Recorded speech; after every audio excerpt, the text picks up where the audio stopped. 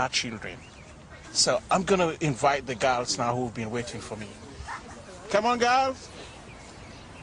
Hey. Thanks for coming, meet the boys.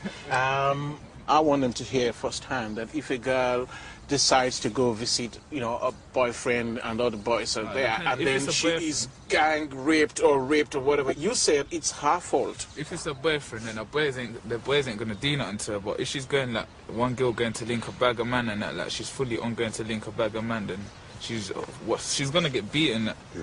She's not just gonna go to link a bag of man for a joke. Like.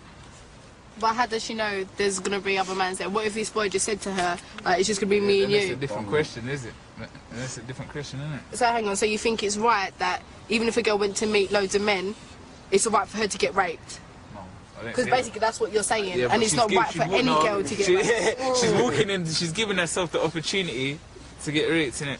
But obviously it's not right either way, but if she's going to link a bag of man and then that, you gotta be smart. So you try putting it all on us? No, we ain't, because I ain't even mentioned that. We entice you and whatnot.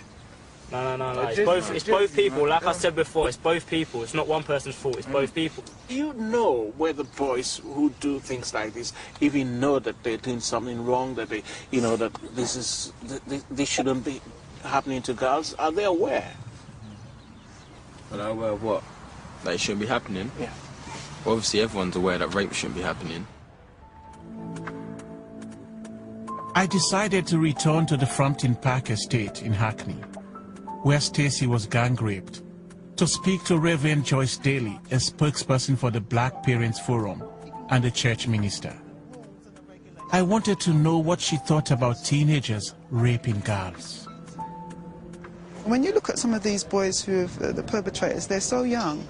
They are challenged with their physical development. These young boys are challenged within gangs in particular. They don't look at the consequences as we look at consequences. Their consequences are, I could get a better street credibility, a better street name.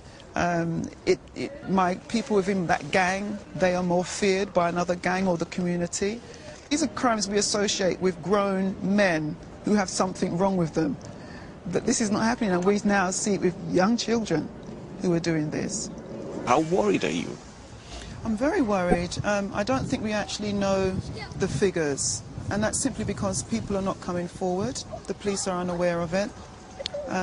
Young people are what I call suffering in silence. And until we get to the bottom of that, until we understand that this is not just a one-off incident, and it's not a rare thing that's happened, this is happening regular. In Stacey's case, adults witnessed her being frog marched around the estate by the boys. How did we get to the stage where, you know, in a society like this, you know, adults were walking past, you know, and they saw this happening, and they would dare not interfere? What is going on here?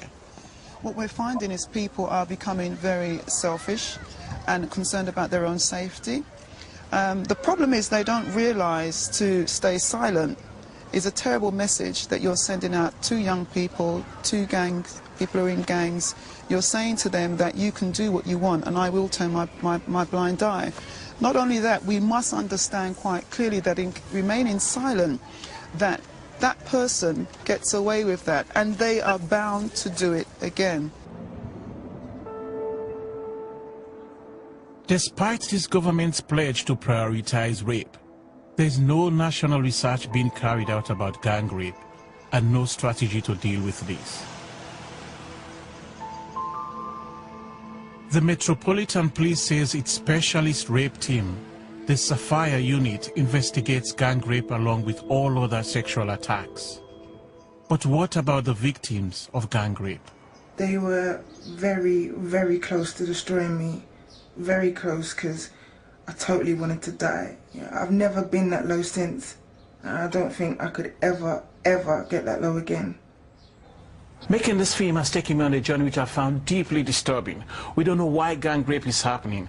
Some of the reasons I've been given include easy access to pornography, exposure to violent and sexist rap lyrics, and that many of the young men who commit these acts come from single-parent families. We mustn't jump to conclusions, but we need to recognize that although gang rape constitutes a tiny percentage of all rapes in Britain, it's a serious problem that needs research into its real causes. Whilst the vast majority of black men in Britain watching this program will be appalled by what they've seen, we can't ignore the fact that black men are disproportionately represented in the figures we found. We need to find out why, because rape destroys lives.